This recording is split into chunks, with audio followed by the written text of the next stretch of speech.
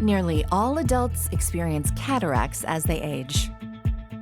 Cloudy vision and colors that appear dull are the most common symptoms. Cataracts are treated with surgery that replaces your natural lens with a clear, artificial one. Before choosing an artificial lens, you should know that lenses fall into two basic categories: fixed or adjustable. Like a pair of glasses, all lenses have a prescription.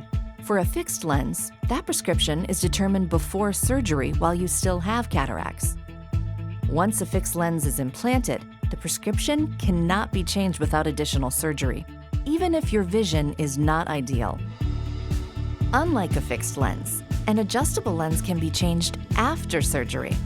Once your cataracts have been removed and your eyes have healed, you can test drive your vision, adjusting it up to 3 times until your final prescription is right for you.